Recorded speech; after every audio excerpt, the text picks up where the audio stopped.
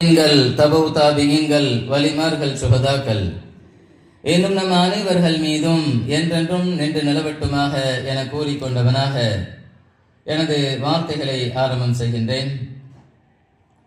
கண்ணியத்திற்கும் பெருமதிப்பிற்கும் உரிய அல்லாஹுடைய நல்லடியார்களே, அல்லாஹுடைய மாபெரும் கிருபையினால் ஒரு புனிதம் நிறைந்த பெருமானார் ஸல்லல்லாஹு அலைஹி வஸல்லம் அன்னவர்களுடைய மஜ்லிஸை நாம் எல்லாம் அலங்கரித்துக் கொண்டிருக்கிறோம். அல்ஹம்துலில்லாஹ்.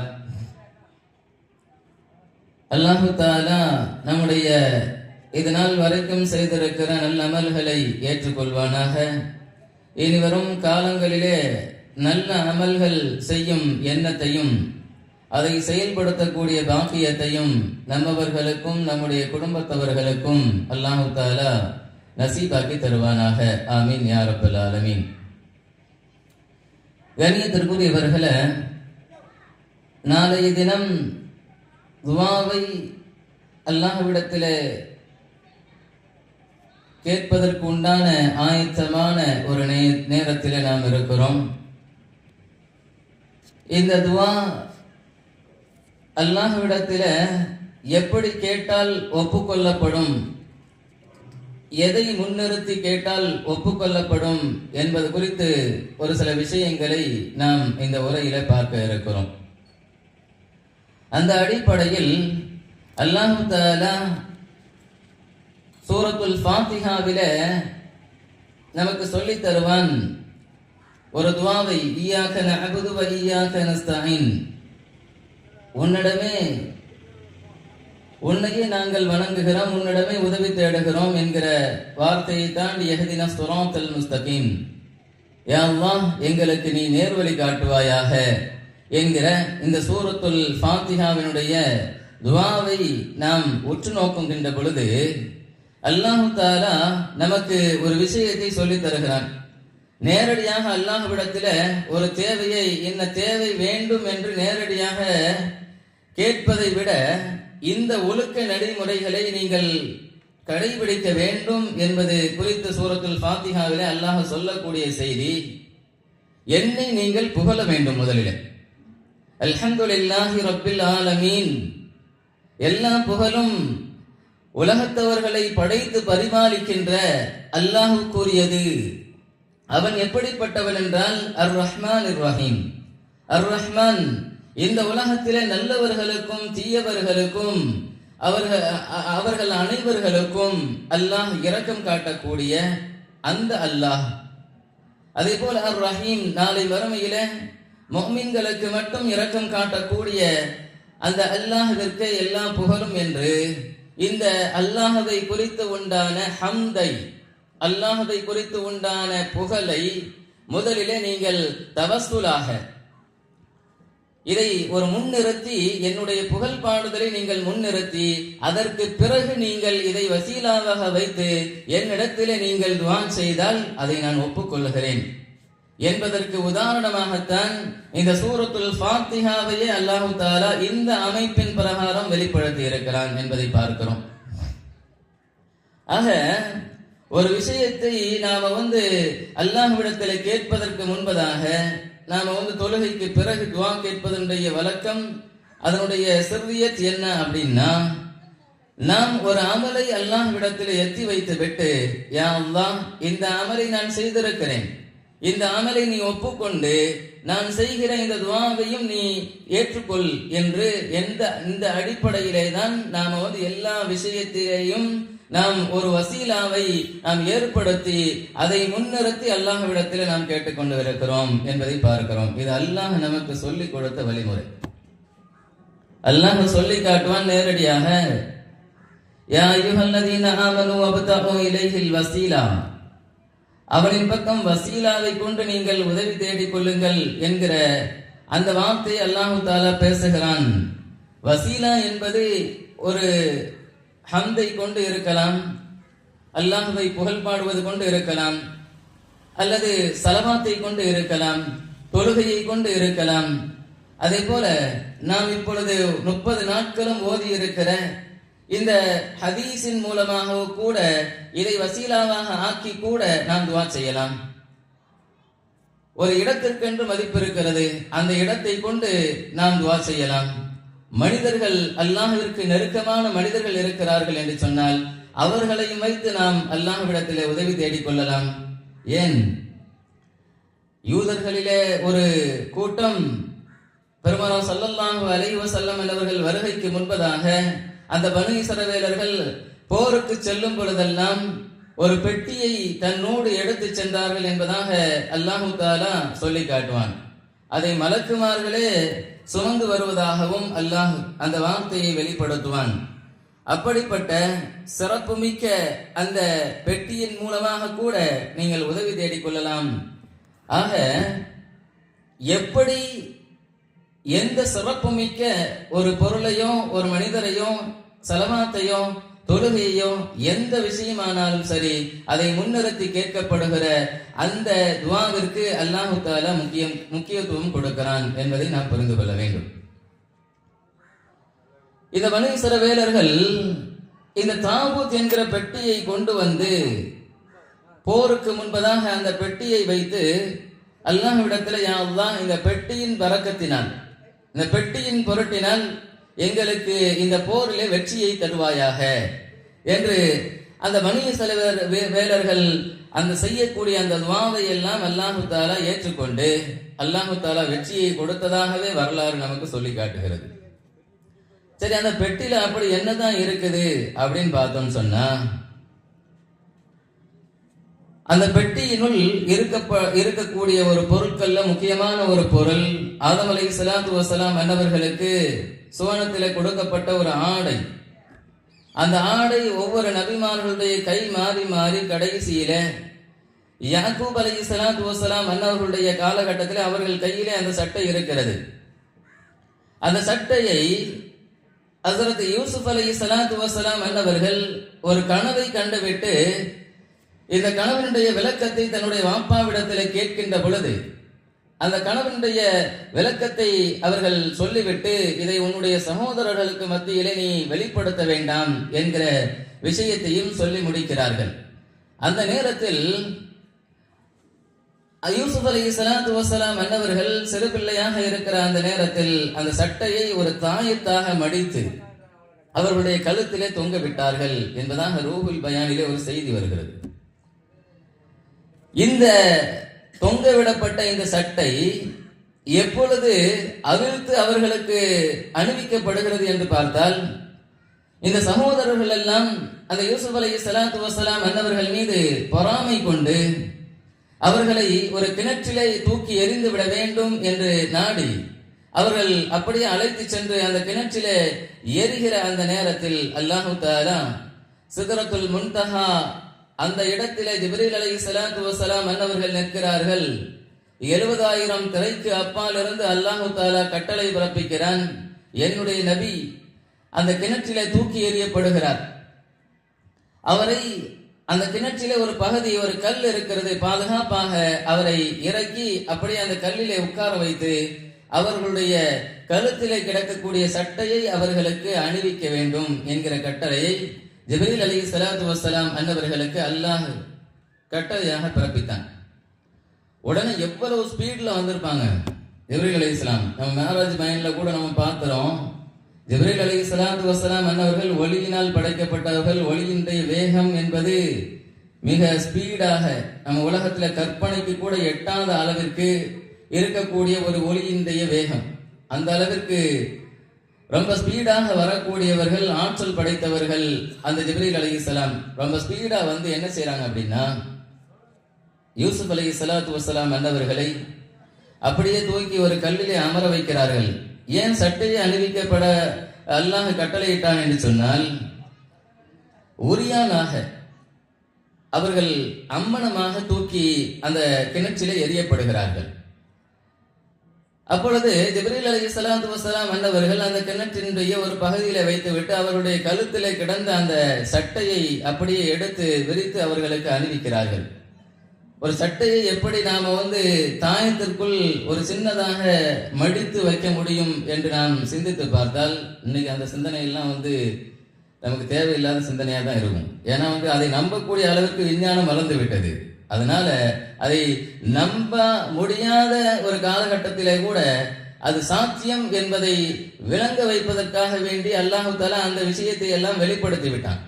இன்னைக்கு சைனால தயாரிக்கப்படக்கூடிய பல ப்ராடக்டுகள் நமக்கே ஆச்சரியத்தை ஏற்படுத்தக்கூடிய அளவிற்கு நிறைய பொருட்கள் விட்டது.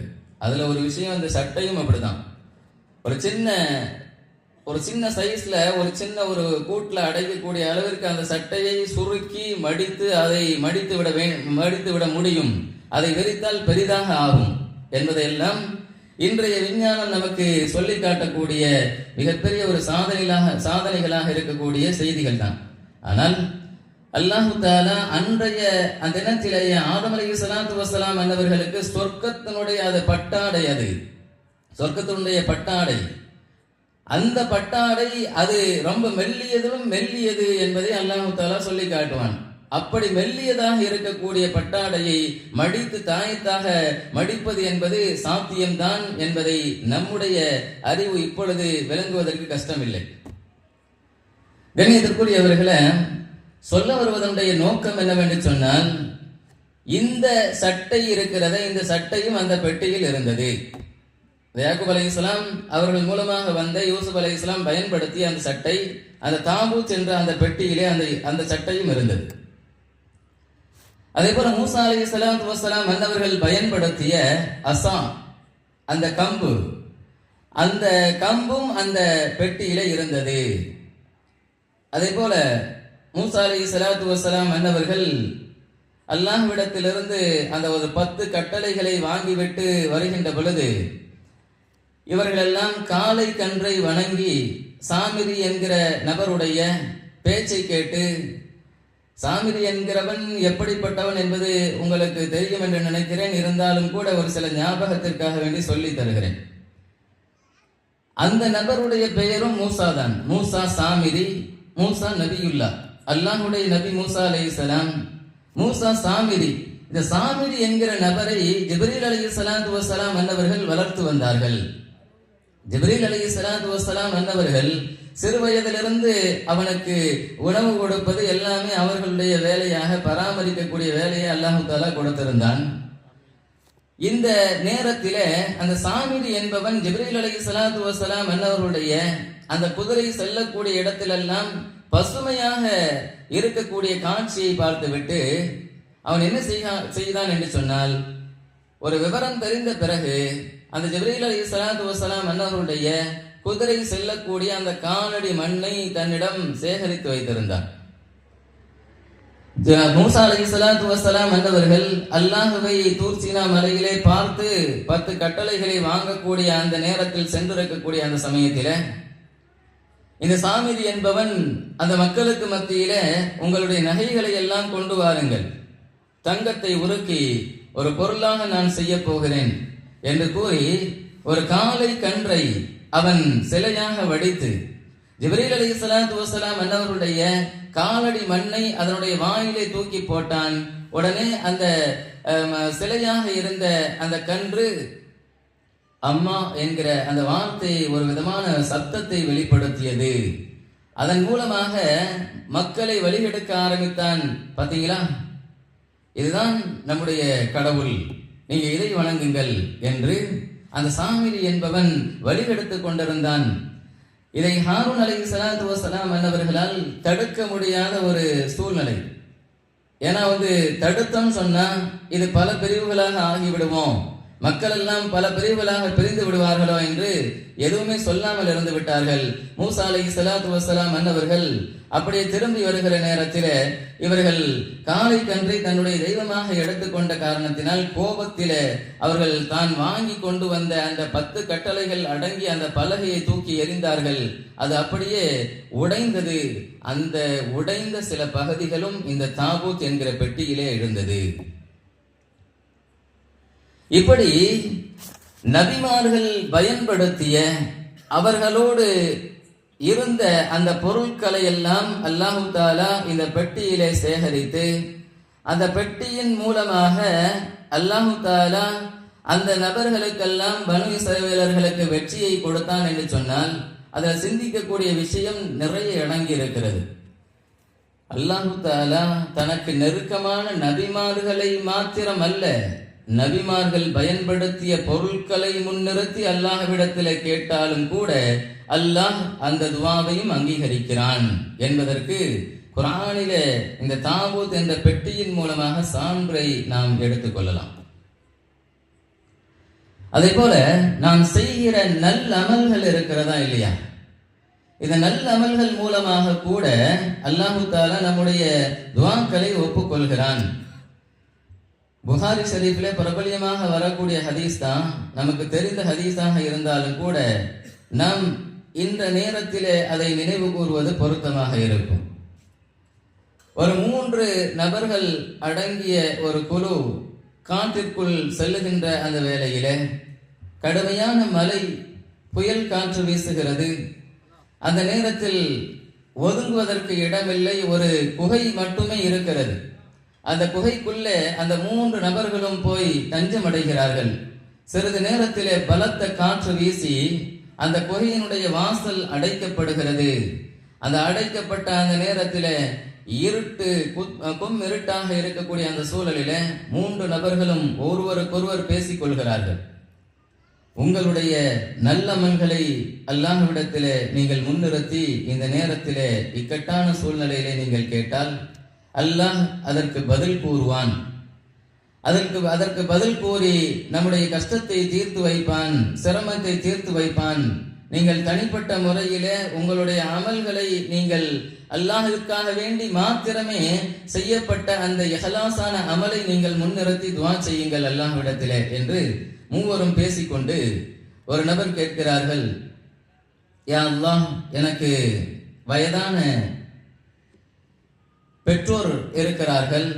அந்த பெற்றோருக்காக வேண்டி நான் ஒவ்வொரு நாளும் ஆடு மேய்த்து என்னுடைய குடும்பமும் கவனிக்கப்பட வேண்டும் என்கிற அடிப்படையில் நான் உழைத்து விட்டு அவர்களுக்காக வேண்டி பால் கறந்து சாயந்தரம் வந்து கொடுப்பது வழக்கம்.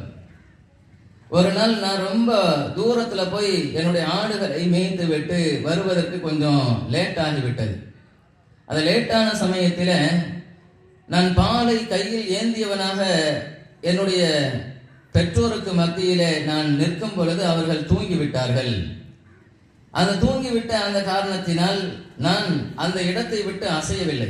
எனக்கு 2 பிள்ளைகளும் இருந்தார்கள். அவர்கள் பசியினால் என்னுடைய காலுக்கு பக்கத்திலேயே அவர்கள் படுத்து உறங்கிவிட்டார்கள்.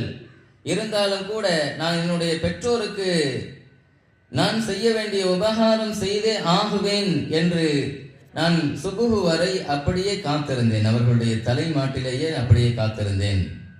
அவர்கள் சுபுகு தொழுகைக்கு எழுந்து இருக்கின்ற பொழுது அவர்களிடத்திலே நான் இந்த விஷயத்தை சொல்லி அவர்களுக்கு பாலை கொடுத்தேன். யா அல்லாஹ், உன்னுடைய திருமுகத்தை நாடித்தான் இந்த அமலை நான் செய்திருக்கிறேன். வேற எந்த நோக்கமும் யாருக்கு காட்டுவதற்காக வேண்டியும் நான் செய்யவில்லை. ஏன்னா அடுத்தவங்களுக்காக வேண்டி காட்டக்கூடிய செயல்கள் அதுலயும் அதுதான் சின்ன சிறுக்கு அப்படின்னு நாங்க பெருமானார் ஸல்லல்லாஹு அலைஹி வஸல்லம். சிறிய சிறுக்கு எது தெரியுமா? பள்ளிவாசலில் நாம எல்லோரும் இருக்கின்ற பொழுது இபாதத் செய்யக்கூடிய ஒரு நபரை பார்த்து அவர்கள் என்ன அமல் செய்கிறார் அப்படின்னு புகழக்கூடிய அளவிற்கு நாம் பாராட்டப்பட வேண்டும் என்று ஒருவர் அமல் செய்தால் அது சிறிய சிறுக்கு என்பதை நாம் கண்டிப்பாக இதை விளங்கிக் கொள்ள வேண்டும்.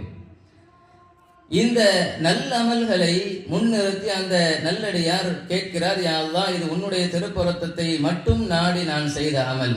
அதற்காக வேண்டி நான் இந்த அமலை முன்னிறுத்தி உன்னிடத்தில் நான் கேட்கிறேன், யா அல்லாஹ், இந்த கஷ்டத்தை நீக்கு அப்படின்னு சொன்ன உடனே கொஞ்சம் அந்த வாசலில் அடைபட்டிருந்த அந்த பாறை சற்று விலகியது.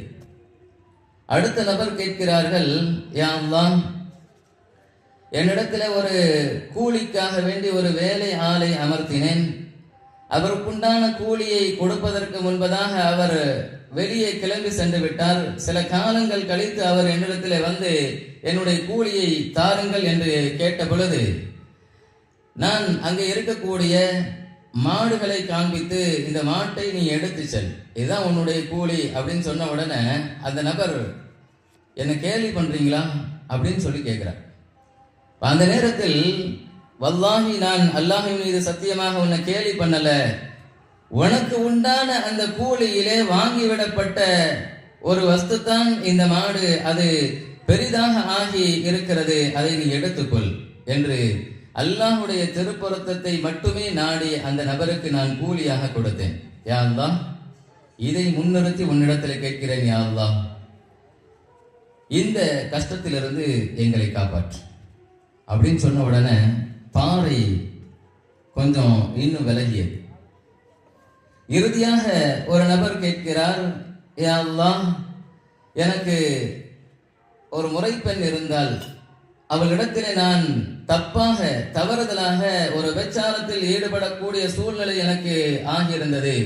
அந்த நேரத்தில் அந்த பெண் சொன்னால், இத்தகில்லா, அல்லாஹ்வை நீ பயந்து கொள் என்று சொன்ன உடனே நான் அல்லாஹ்வுடைய பயத்தினால் நடுங்கி அப்படியே அந்த பாவத்தை விட்டும் விலகி விட்டேன். யா அல்லாஹ், இது உன்னுடைய பயத்தினால் உன்னுடைய திருப்பொருத்தத்தை மட்டும் நாடி செய்த அமல். யா அல்லாஹ், அதை முன்னிறுத்தி நான் உன்னிடத்திலே கேட்கிறேன். யா அல்லாஹ், என்னுடைய இந்த அமலுக்கு பகரமாக எங்களுடைய கஷ்டத்தை தீர்த்து வை யா அல்லாஹ் என்று சொன்னவுடன் அந்த பாறை முழுவதுமாக விலகியது.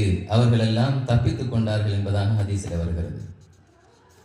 ஆக நல்லமல்கள் மூலமாகவும் அல்லாஹ்விடத்திலே துஆ செய்தால் அல்லாஹ் ஒப்புக்கொள்வான் என்பதற்கு இது சான்றாக இருக்கிறது. அடுத்தது, இடத்திற்கென்று ஒரு மரியாதை இருக்கிறது. சில இடங்கள்ல போய் இது நல்லோர்கள் சாலிஹீன்களுடைய அடக்கப்பட்ட இடங்களுக்கு போய் நாம துஆ செய்வதற்கு காரணம் இதுதான். தர்காக்கள்ல போய் அல்லாஹ்விடத்துல தான் நம்ம கேட்கிறோம். அந்த நல்லோர்கள் இருக்கிற அந்த பூமியில அல்லாஹ்வுடைய மலக்குமார்களுடைய வருகை அதிகமாக இருக்கிறது. அந்த இடத்தில் துஆ செய்தால் கபூல் ஆகுவதற்கு உண்டான சாத்தியக்கூறு நிறைய இருக்கிறது என்கிற காரணத்தினால் அங்க போய் நாம இந்த துஆவை கேட்கிறோம். அதுவும் குர்ஆனிலே வரக்கூடிய செய்திதான், நமக்கு தெரிந்த செய்திதான். மரியம் அலைஹிஸ்ஸலாத்து வஸலாம் அன்னவர்களுக்கு அல்லாஹு தஆலா தன் புறத்திலிருந்து உணவை கொடுத்து கொண்டே இருந்தான். தன் புறத்திலிருந்து உணவை அதிகமாக வாரி வழங்கி கொண்டிருந்தான். எப்படி என்றால், கோடை காலத்தில் கிடைக்கக்கூடிய அந்த பொருட்களை எல்லாம் குளிர்காலத்திலே கிடைக்கக்கூடிய பழங்களாக அல்லாஹு தஆலா அவர்களுக்கு கொடுத்திருந்தான். அதே போல குளிர்கால பழங்களை கோடை காலத்திலே அவர்களுக்கு சாப்பிடுவதற்காக வேண்டி வானத்திலிருந்து பிரத்யேகமாக தன்னுடைய நல்லடியார் மரியம் அலைஹிஸ்ஸலாம் அவர்களுக்கு இறக்கி கொண்டே இருந்தார். இதை பார்த்த ஜக்கரியா அலைஹிஸ்ஸலாம் அவர்களை வளர்த்து வரக்கூடிய பொறுப்பை ஏற்றவர்கள். அந்த ஜக்கரியா அலைஹிஸ்ஸலாத்து வஸலாம் அவர்கள் இந்த அதிசய நிகழ்வை கண்டுவிட்டு அல்லாஹு தஆலா சொல்லி காட்டுகிறான். அவர்கள் கேட்கிறார்கள், அன்னா லகி ஹாதா, மரியமே இது எங்கிருந்து வந்தது என்று கேட்கின்ற பொழுது, ஹுவ மின் இன்தில்லாஹ், இது அல்லாஹ்வின் புறத்திலிருந்து வந்தது என்று பதில் சொல்கிறார்கள். அந்த நேரத்தில் விஷயத்தை விளங்கிக் கொண்டவர்களாக, இது மலக்குமார்களுடைய வருகை அதிகமாக உள்ள இடம் என்பதை விளங்கிக் கொண்டு, அதிசயம் நடக்கக்கூடிய இடம் என்பதையும் அவர்கள் விளங்கிக் கொண்டு, ஹுனாலிக தஆ ஜக்கரியா ரப்பா, அந்த இடத்திலே நின்று அந்த ஜக்கரியா அலைஹிஸ்ஸலாத்து வஸலாம் அன்னவர்கள் துஆ செய்கிறார்கள்.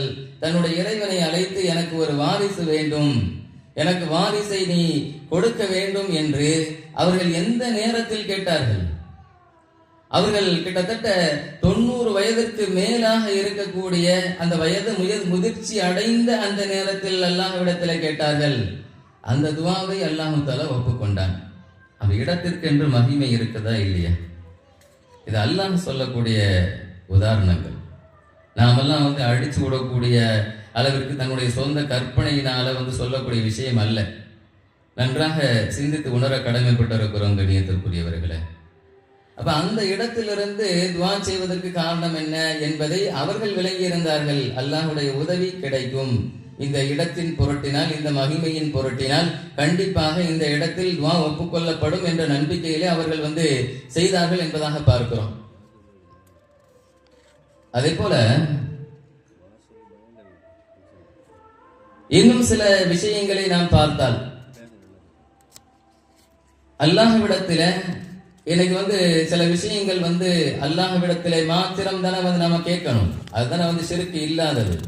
அல்லாஹ்வை தவிர்த்து உண்டான மற்ற எந்த ஆட்கள்கிட்ட கேட்டாலும் எந்த பொருட்கள்கிட்ட கேட்டாலும் அது ஷிர்க் தானே.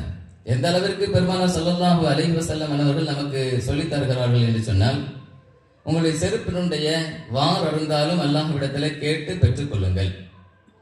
அப்படின்னா எந்த அளவிற்கு அல்லாஹ்விடத்தில் நெருங்கி நாம துஆ செய்யணும் அப்படிங்கிறத பெருமானார் ஸல்லல்லாஹு அலைஹி வஸல்லம் அவர்கள் நமக்கு தெளிவாக விளக்கி காட்டினார்கள். நாம இன்னைக்கு எப்படி நடந்து கொண்டிருக்கிறோம்? நம்ம செருப்பு வார் அருந்தால் அல்லாஹ்விடத்திலேயே கேட்டுக்கிட்டு இருக்கிறோம். நம்முடைய நிலைமை என்ன? நம்முடைய தக்குவா எப்படி இருக்குது? அந்த சொல்லப்பட்ட வார்த்தைக்கு உரியவர்கள் பெருமானார் ஸல்லல்லாஹு அலைஹி வஸல்லம், அதை பின்பற்ற தகுதி உடையவர்கள் சஹாபாக்கள் தான். எந்த விஷயம் நடந்தாலும் சரி, அல்லாஹ் ரசூலை தாண்டி யார்கிட்டையுமே போக மாட்டார்கள். மதீனாவில் ஒரு மருத்துவர் குழு ஒரு 6 மாசம் தங்கி இருக்கு பெருமானார் ஸல்லல்லாஹு அலைஹி வஸல்லம் அவருடைய வருகைக்கு பிறகு. ஏன் அந்த ஏற்கனவே நான் பயான்ல சொல்லியிருக்கிறேன், மதீனத்துல் முனவ்வரா என்ற பெயருக்கு முன்னால் மதீனத்து தாஹ், நோய் பட்டினம் என்று மதீனாவிற்கு பெயர் சொல்லப்பட்டு இருந்தது. அப்படிப்பட்ட அந்த நோயுற்ற அந்த பூமியிலே பல மருத்துவர்கள் வந்து சிகிச்சைக்காக வேண்டி தங்குவது வழக்கம். அதே போல பெருமானார் ஸல்லல்லாஹு அலைஹி வஸல்லம் அன்னவர்கள் வந்த பிறகு மதீனா முனவ்வராவாக மாறியது. அது ஒளி தரக்கூடிய பட்டினமாக அது மாறிவிட்ட பிறகு அந்த மருத்துவர்களுக்கெல்லாம் வேலை இல்லாமல் போனது என்பதை பார்க்கிறோம். 6 மாசம் தங்கி இருக்கிறாங்க அந்த குழு, ஒரு பேஷண்ட் கூட வரல. அதனால ஒரு பேஷண்ட் கூட வரலங்க. ஏன்னா நபி மருத்துவம் அங்கே செயல்படுத்தப்பட்டு கொண்டிருக்கிறது. அல்லாஹ்வுடைய தூதர் ஸல்லல்லாஹு அலைஹி வஸல்லம் அவர்கள் அந்த மக்களுக்கு என்ன இடையூறு ஏற்பட்டாலும் சரி, அது என்ன பெரிய பிரச்சனையாக இருந்தாலும் சரி, பெருமானார் ஸல்லல்லாஹு அலைஹி வஸல்லம் அவர்கள் அதை தீர்த்து வைத்துக் கொண்டிருக்கிறார்கள். அது அல்லாஹ்வுடைய மருத்துவம், ஆன்மீக மருத்துவம். அந்த விஷயத்தின் மூலமாக மருத்துவம் செய்யப்படுகிற காரணத்தினால் அல்லாஹ்வுடைய தூதருடைய அந்த பூமியிலே மருத்துவர்களுக்கு வேலை இல்லாமல் போனது என்பதை பார்க்கிறோம். இன்னைக்கு நாம யாரிடமெல்லாம் நாம நம்ம நோய்க்காக வேண்டி நாம் அலைகிறோம், தட்டழிகிறோம். ஆனால் நோயை கொடுக்கக்கூடியவன் அல்லாஹ். இப்ராஹிம் அலைஹிஸ்ஸலாத்து வஸ்ஸலாம் அவர்கள் சொன்னார்கள் இல்லையா, ஃபைதா மரிது ஃபஹுவ யஷ்ஃபீன், நான் நோயுற்றால் அல்லாஹ் என்னை குணப்படுத்துவான் அப்படின்னு இப்ராஹிம் அலைஹிஸ்ஸலாம் அவர்கள் சொன்னார்கள் இல்லையா. இதுதான் இறை நம்பிக்கை. இந்த நம்பிக்கையை தான் பெருமானார் ஸல்லல்லாஹு அலைஹி வஸல்லம் அவர்கள் நமக்கு மத்தியிலே ஊட்டினார்கள் என்பதை நாம் பார்க்க வேண்டும் கண்ணியத்திற்குரியவர்களே. இதனால்தான் என்ன ஒரு அடிமட்ட கஷ்டம் வந்தாலும் அல்லாஹ்விடத்தில் நீங்கள் கேளுங்கள். அல்லாஹ்வை தவிர்த்து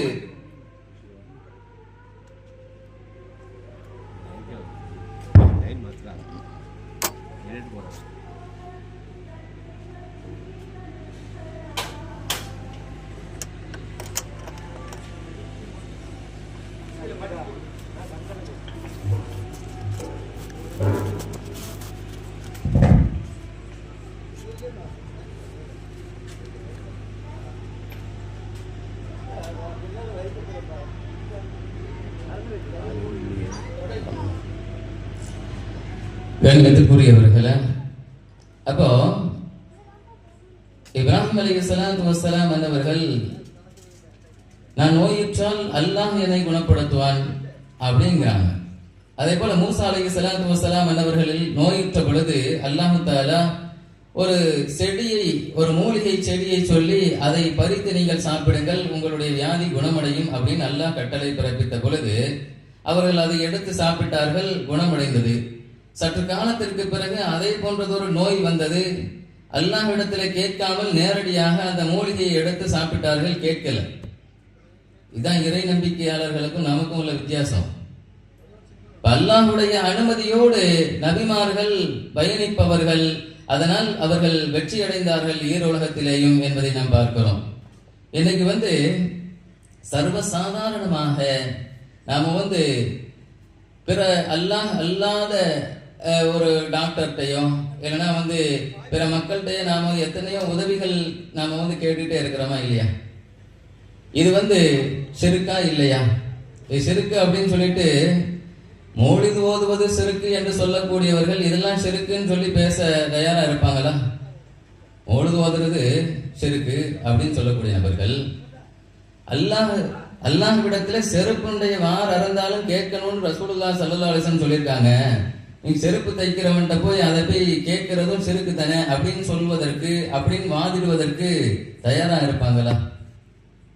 இதையெல்லாம் நாம் சற்று சிந்தித்து உணர கடமைப்பட்டிருக்கிறோம் கண்ணியத்திற்குரியவர்களே.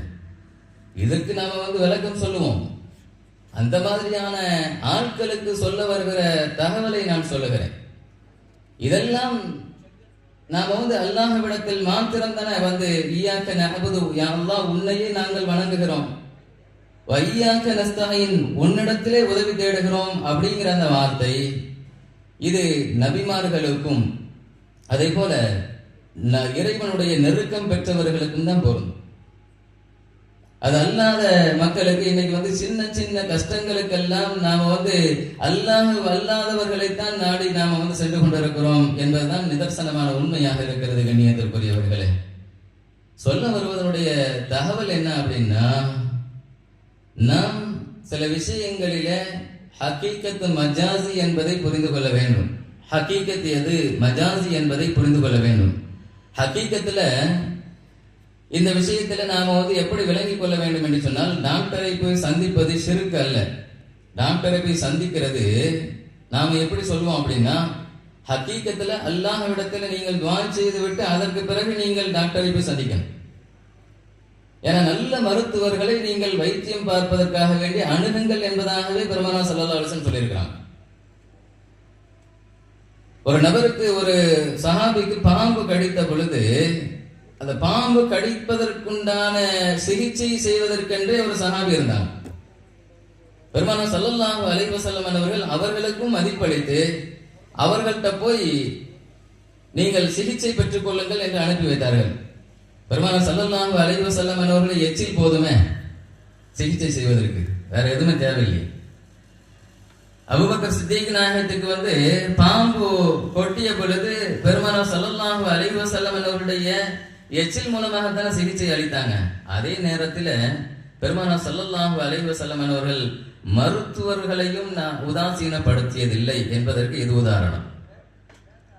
அந்த சஹாபி கேட்டாங்களா, யா ரசூலல்லாஹ், உங்களை மிஞ்சியா நான் வைத்தியம் பார்த்துட போறேன், உங்களை மிஞ்சி வைத்தியம் பார்க்கக்கூடிய அளவிற்கு எனக்கு எந்த திறமையும் இல்லை அப்படின்னு சொன்ன உடனே பெருமானார் ஸல்லல்லாஹு அலைஹி வஸல்லம் அவர்கள் சொன்னார்களா, நான் சொல்றேன் நீங்க வைத்தியம் பாருங்க, அதுதான் உங்களுடைய வேலை, நான் சொல்றேன் அப்படின்னு சொன்னாங்க பெருமானார் ஸல்லல்லாஹு அலைஹி வஸல்லம். ஆக கண்ணியத்திற்குரியவர்களே, சில விஷயங்களை நாம ஹகீகத்துல யார் குணப்படுத்துகிறார் என்று கேட்டால் அல்லாஹ் தான் குணப்படுத்துகிறான் என்கிற பதிலை சொல்ல வேண்டும். இதுதான் அக்கீதாவுடைய அடிப்படை நோக்கம். இப்ப டாக்டர் ஊசி இன்ஜெக்ஷன் போட்டா யார் குணத்தை கொடுப்பது, அதற்குண்டான நிவாரணத்தை யார் அளிப்பது என்றால் இந்த ஊசியின் மூலமாக அல்லாஹ்தான் நிவாரணத்தை கொடுக்கிறான் என்கிற நம்பிக்கை ஒவ்வொரு முஃமினுக்கும் ஒவ்வொரு முஸ்லிமுக்கும் வர வேண்டும். அதுதான் உண்மையான ஒரு ஈமான் என்பதை நாம் விளங்கிக் கொள்ள வேண்டும். அதே போல இதே போல எல்லா விஷயத்திலேயும் ஹகீகத் இது, மஜாசி அப்படிங்கிறது இந்த உலகத்திலே அல்லாஹ் தஆலா இவர் மூலமாக தான் அந்த காரியத்தை நடத்துவதற்கு உண்டான சாத்தியக்கூறை ஏற்படுத்தி இருக்கிறான். அதனால அவரிடத்துல போய் நாம் சிகிச்சை செய்வது என்று அல்லாஹ் தஆலா ஏற்படுத்திய காரணத்தினால் அவரை போய் நாம அணுகிறோம் அப்படின்னு நாம சொல்லணும். இதுதான் வித்தியாசம். இதை வித்தியாசமா விளங்கிட்டேன்னு சொன்னா, அதை இப்ப சொல்றாங்க இல்லையா, விளங்காத அளவுக்கு எது ஷிர்க்குன்னே தெரியாம அல்லாஹ்விற்கு நேரடியாக இவர்கள் எல்லாம் அல்லாஹ் செய்வது போல் இவர்களும் செய்கிறார்கள். இப்போ வலிமார்களை தரக்குறைவா அவர்கள் பேசுவதற்கு காரணம் என்ன அப்படின்னா, வலிமார்கள்ட்ட நாம டைரக்டா நாம உதவி தேடக்கூடிய அந்த வார்த்தை ஷிர்க்கு அப்படின்னு சொல்றான் இல்லையா. இப்ப ஹகீகத்துல அல்லாஹ் தானே நமக்கு எல்லா விஷயத்தையும் செய்கிறான். அந்த வலிமார்களாக இருந்தாலும் அல்லாஹ் தானே அவர்களுக்கும் அந்த பவரை கொடுக்கிறான், அந்த முஜிசாவை கொடுக்கிறான்.